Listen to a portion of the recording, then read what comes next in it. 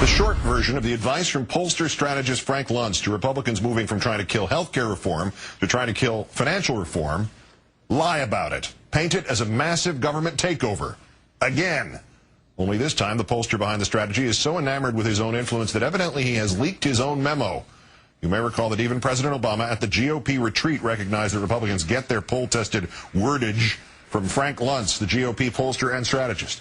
And in a new 17-page guidebook obtained by the Huffington Post, Lunz details how opponents of finance reform can kill it by portraying that reform as punishment for taxpayers and a reward for big banks and credit card companies, even though the opposite is true of financial reform.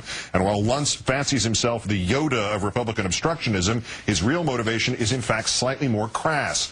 As Think Progress notes, just look at his client list. It includes Merrill Lynch, Bear Stearns, American Express, Ameriquest Mortgages. The proposed Consumer Financial Protection Agency would eliminate predatory mortgages. It would police the kinds of financial products that nearly brought down the entire economy, and it would regulate the credit card industry, including its predatory interest rates and fees. Don't think for a second that those corporate clients want any of that. As for lies, we know they work, whether created by Lunz or Sarah Palin or Michelle Bachmann or, insert name here, Betsy McCoy. Just look at how Republicans responded in a brand new poll to which we briefly referred last night. 63% of Republican respondents believing that President Obama is a socialist. Nobody asked if you could define that term. 36% of them, the plurality, believe he was not born in the United States. Another 22% not sure. 21% think Acorn stole the election, even though Obama won by the largest margin since Ronald Reagan, and no one explains how they would have stolen it. And 39% of these respondents think President Obama should be impeached for something. Let's bring in the former deputy campaign manager for President Obama and current head of Hildebrand Strategies Consulting, Steve Hildebrand. Thanks for your time tonight, Steve. Thank you, Keith. The thrust of the Lunz memo is to take economic anxiety and anger at the big banks and to paradoxically channel this into opposition to bank and finance regulation. Is that a fair characterization of what he and the right wing are already doing on this? Sadly, Keith, it is. It's, you know, what Frank Lunz and the Republican Party is doing is playing reckless havoc with the American people. They should be ashamed of themselves. They should get their act together and take back a position in this country where they can provide some political leadership. This is a disaster waiting to happen. Are Democrats not very skilled at combating the nonsense, and do you have a handle on why that might be, if it is the case? I think our president is very skilled at it. Yeah. You know, I think every Democrat in the country, every political leader in the country on the Democratic side ought to be raising hell about this memo. And you know, they should be calling on these corporations to fire Frank Lunz. They should be calling on Republicans to distance themselves from Frank Lunz. But we also got to look at who funded that research and that memo and call them on the carpet too. You don't go out in a strategic way and try and kill financial reform that is desperately needed for the American people, the people that are hurting the most.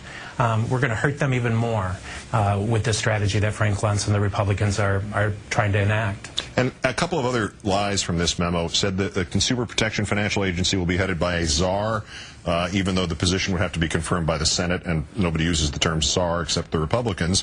Lunz also said that finance reform opponents should pound away at loopholes like the exemption for auto dealers. That was introduced by a Republican congressman named John Campbell.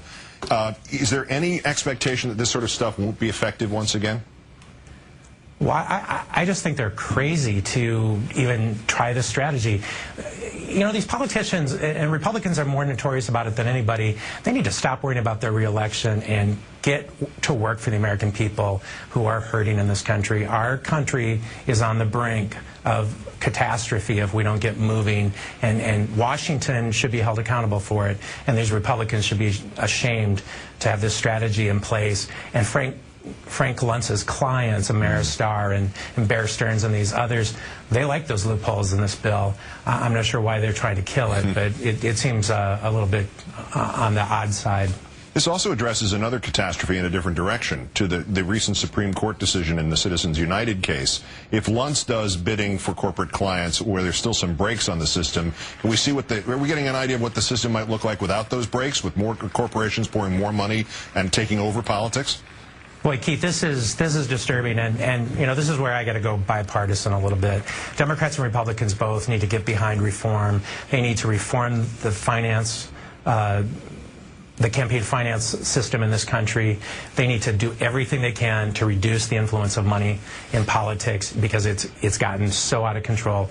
With this Supreme Court decision, corporations have the ability now to put unlimited amounts of money into campaigns to elect or defeat a candidate, and you're going to see the likes of ExxonMobil and their $45 billion profits, and Goldman Sachs and their $12 billion in profits being used to buy Washington in an even bigger way than they already have bought it. And Frank Lunz will look like a minor leaguer when the money gets like that. Steve Hildebrand, former deputy campaign manager for the Obama campaign. Great, thanks, Steve. Thank you, Keith.